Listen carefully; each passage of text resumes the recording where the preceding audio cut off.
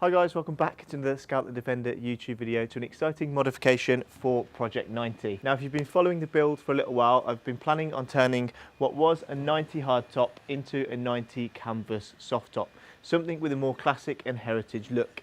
Now part of that involves changing out some of the things that have been already added to Project 90 that I don't think are necessarily in keeping with that classic look that I want to achieve.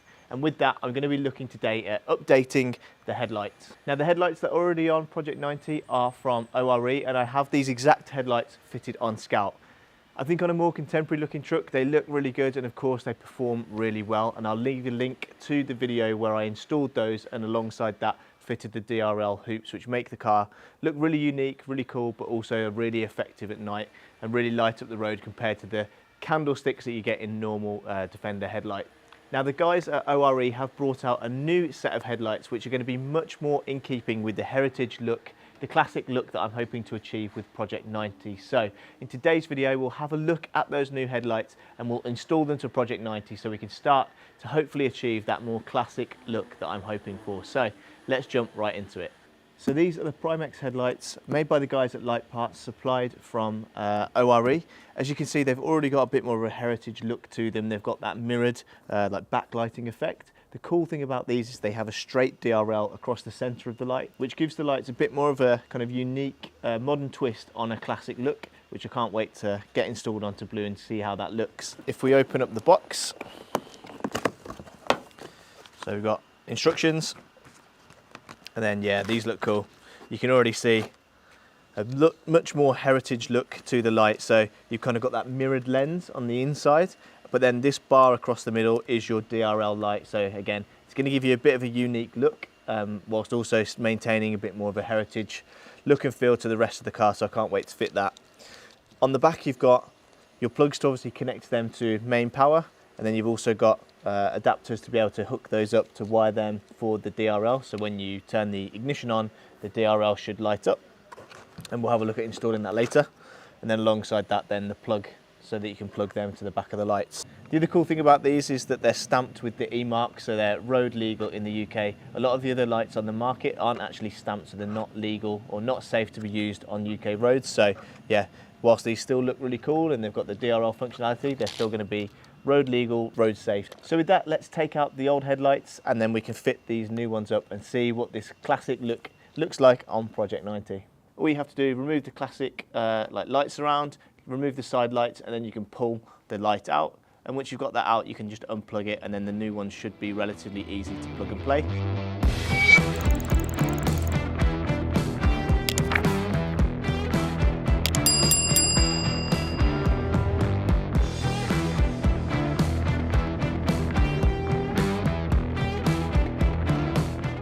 So now that we've got the headlight removed from the body, we can now pull the cables through, and then there's one plug that's connecting it to the main loom, so you can just pull that out.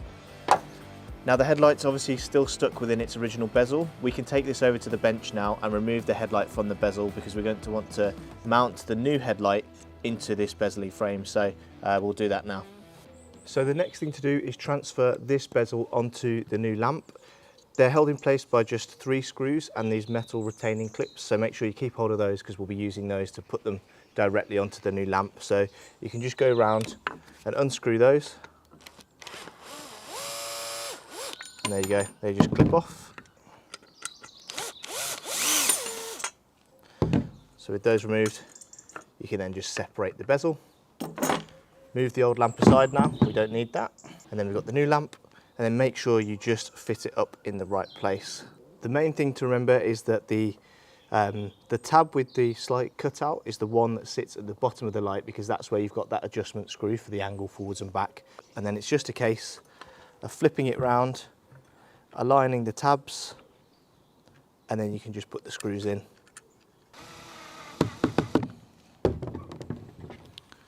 So there you go, that's all the tabs mounted up into the new lamp, so that'll be ready to mount into the car the same way that we took the other ones out. Now I'm using a kit from the guys at Mobile Centre.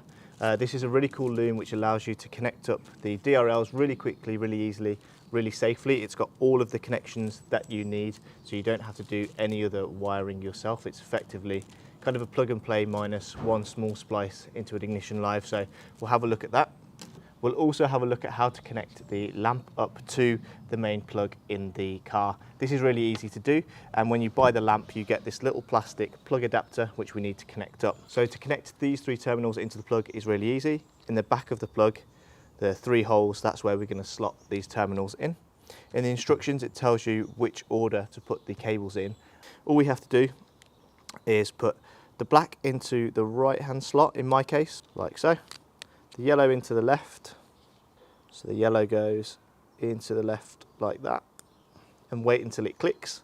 We'll keep pushing until it clicks, and then the blue into the top.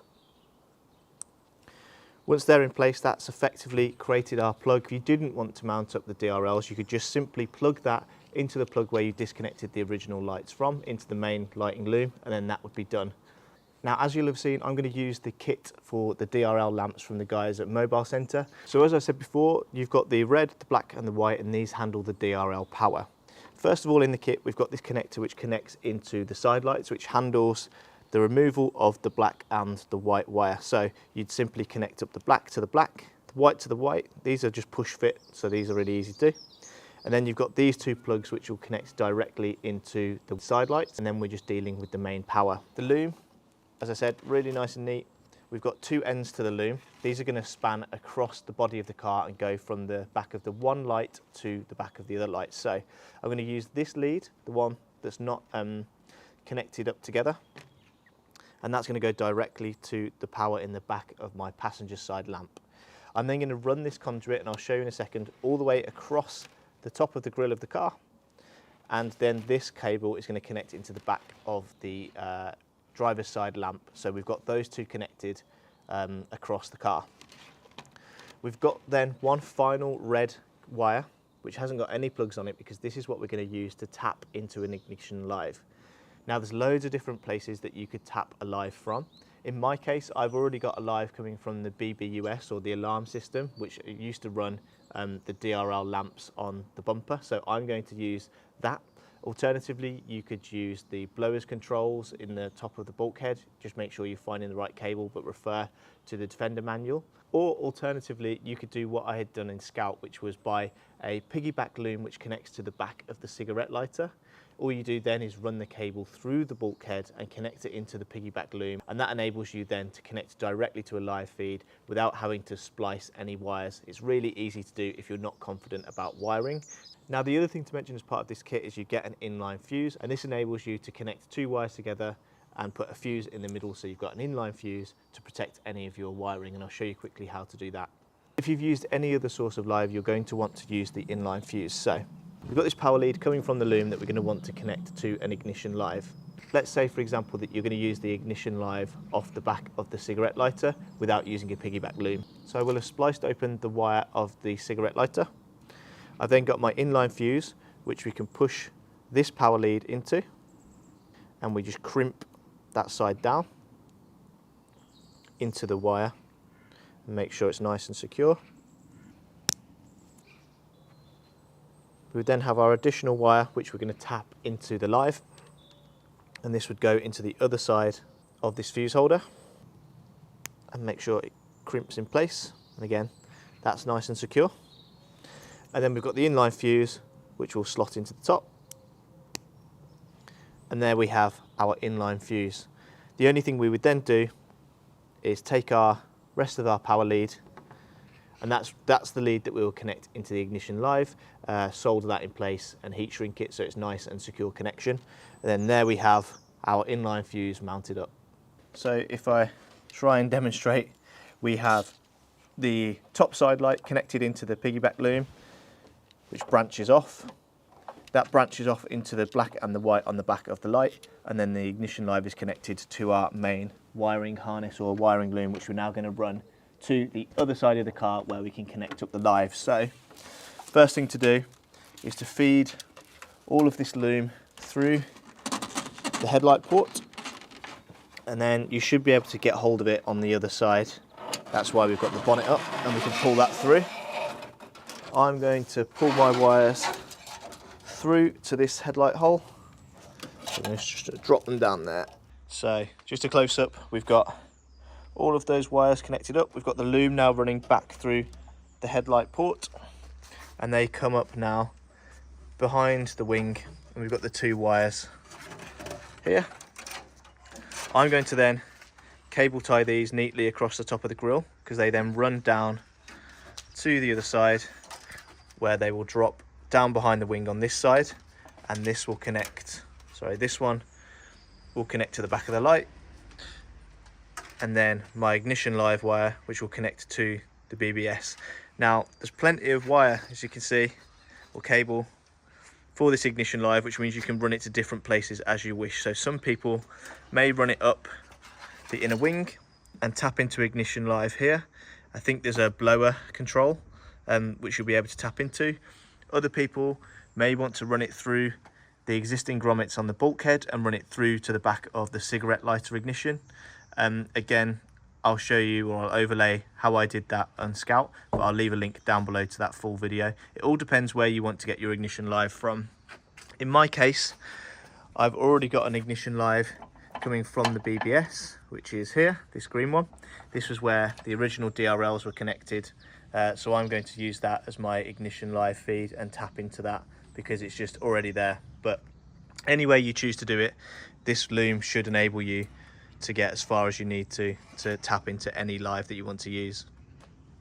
So I'm now going to repeat the same steps on this side, and then we can handle the live wire.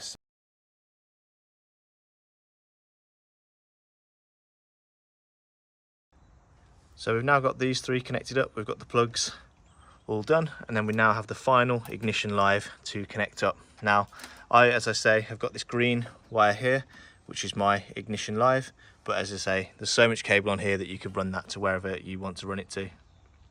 All I need to do is take off a little bit of the shrouding for this green wire. And I've got these heat solder connectors. I know they're not perfect, but I don't have a soldering iron, which would be better, but I'm just going to use these for now. And if I do run into problems in the future, I will be able to just swap them out. So we just need to connect these 2 wires together, put our connector on, slide the connector up in place, get a bit of heat on it.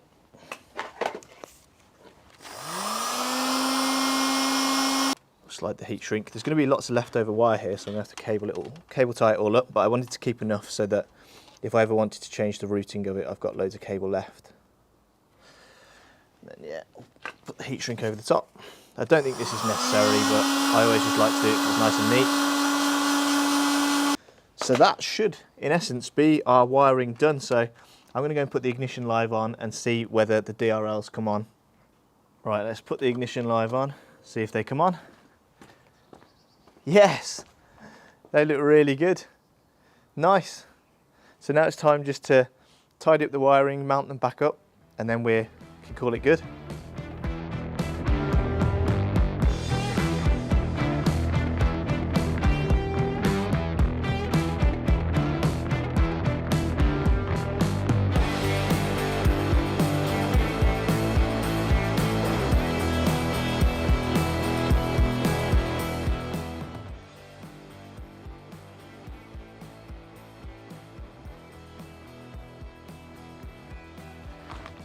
Now, the very final bit to do is just to make sure that everything's neat and tidy and it's not going to get in the way of anything else. So we've got those 2 wires from the loom, which we're going to just cable tie round to the top of this wire here, and then it won't be in anyone's way. So we'll just do that now.